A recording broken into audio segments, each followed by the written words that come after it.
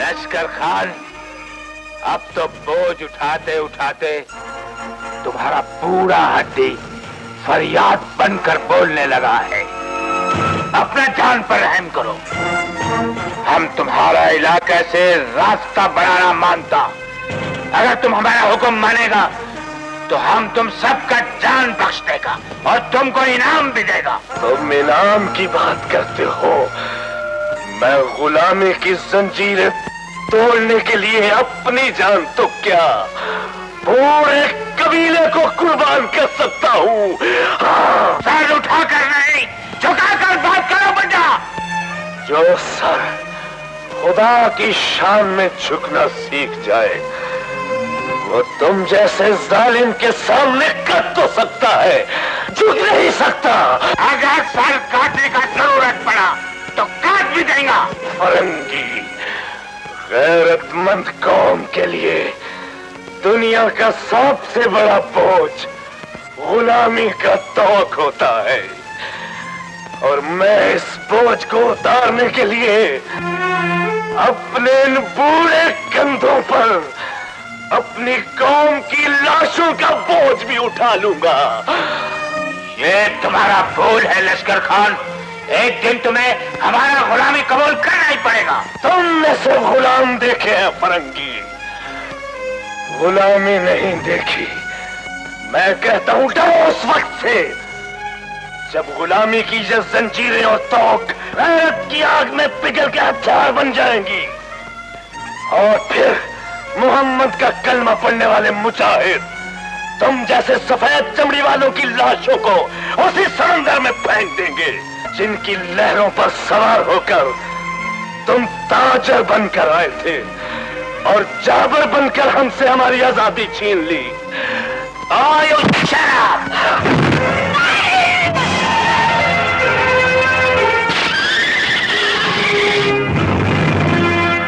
इतना जुल्म मत करो फरंगी, इसलिए कि ये बहुत कमजोर है।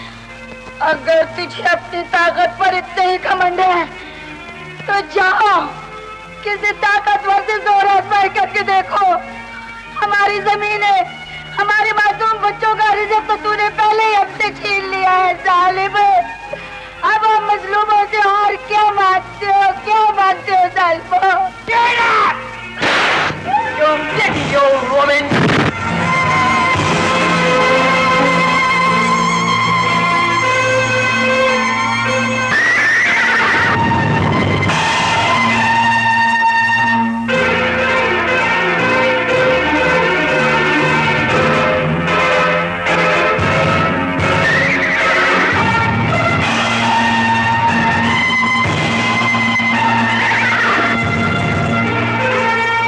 बागी है? नहीं महाराज, एक कातिल है। किसका खून किया है इसने? और ना तोड़े कैप्टन का कुट पड़िया। माय गॉड, विक्टर कत्ल हो गया। आओ जी। तुमको मालूम है तुमने विक्टर को कत्ल करके कितना बड़ा जुर्म किया है? मेरे मजहब में किसी शैतान को जान से मार देना जुर्म नहीं, सवाब का काम होता है। Shut up, you Indian dog! You shut up, वलैती कुत्ते! ले जाओ इस कैदी को।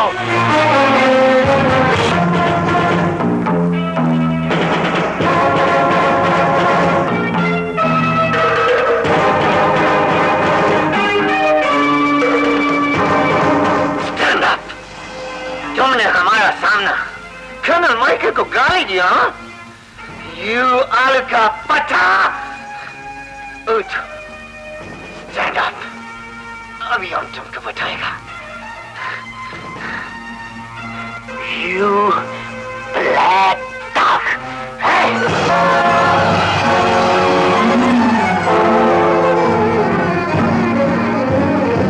नवाए सोनिया, अगर आए भी हो तो किस जुर्म में? एक बेगैरत फरंगी को कत्ल किया है, मगर अभी इंतकाम की प्यास नहीं बुझी। मगर मैं तो फरंगी नहीं हूं मेरे भाई। तुम फरंगी नहीं, फरंगी के वफादार कुत्ते हो। फर्क सिर्फ इतना है कि तुम्हें हड्डी की बजाय तनख्वाह मिलती है। क्या करूं भाई, इस पेटी के नीचे पापी पेड़ भी है। इसकी आग बुझाने के लिए ये वर्दी पहनकर तुम्हें लाता हूं। वैसे तुम्हारी इत्तला के लिए अर्ज करता हूं कि मैं अंग्रेजों का वफादार नहीं, तुम जैसे बहादुरों का ताबेदार हूं। You follow? अच्छा मैं चलता हूं, कोई देख न ले।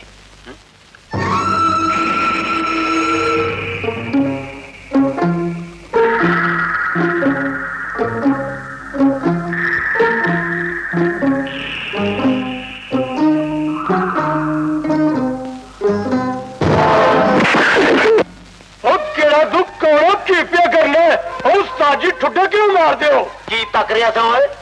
मैं तारा गौर तक रहा था। इसका मतलब है कि तुमने हमारी बातें सुन ली है? ओए आहो, तुझे पता नहीं किसी की बातें छुपकर सुनना जुर्म है? मैं जरा जुर्म कीता। तू जुर्म कीता है, तू साडियां गल्लां सुन ले, तन्नू इहदी सजा जरूर मिलेगी। अटेंशन! क्विक मार, क्विक मार।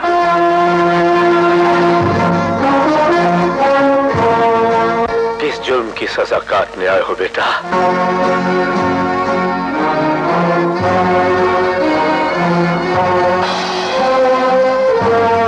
मैंने कोई जुर्म नहीं किया, मैंने इंतकाम लिया है। किसके खून का बदला लिया है?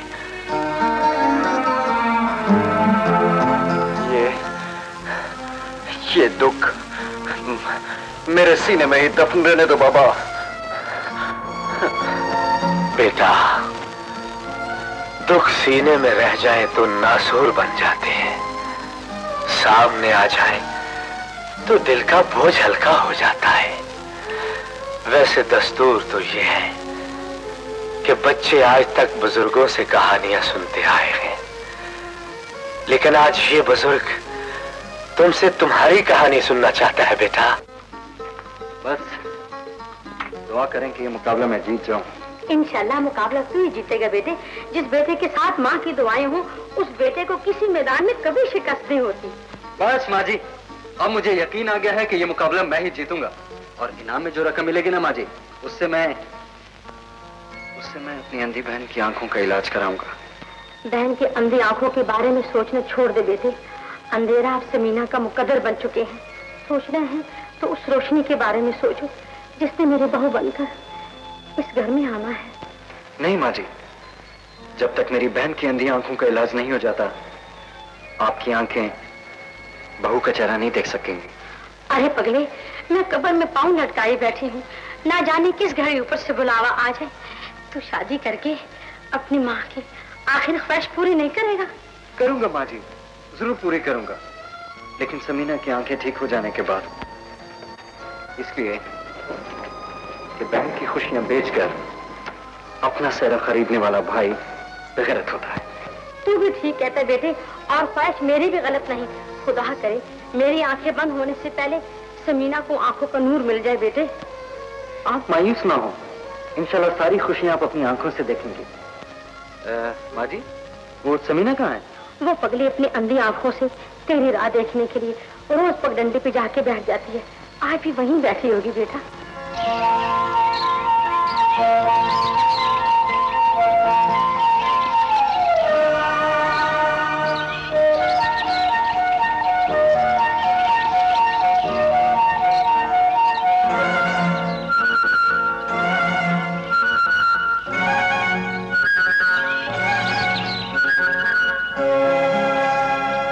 तुम आ गए भैया? समीना, ये तू देखे बगैर मुझे कैसे पहचान लेती है? बहन अंधी भी हो तो उससे भाई के जिस्म से माँ के दूध की खुशबू आ ही जाती है। वाह, बहन हो तो तेरे जैसी हो, और भाई हो तो तेरे जैसा। क्यों? इस दफा तुम इतने दिन लगा कर आए हो, क्या घोड़े की सवारी तुम्हें बहन से ज्यादा प्यारी है? अरे ये बात नहीं समीना, खुदा की कसम, मैं जब भी घोड़े पर सवार होता हूँ ना, उस वक्त भी तुम्हारा दुख मेरे कंधों पर सवार होता है। अरे मैं तो हर वक्त तेरे ही बारे में सोचता रहता हूँ पगली। भैया, क्या मैं भी अपनी आंखों से कभी इस दुनिया को देख सकूंगी? जरूर देखेगी तू इस खूबसूरत दुनिया को। सच? हाँ। तो क्या मैं इन वादियों को, पगडंडियों को, झरनों को, फूलों को सबको देख सकूंगी ना?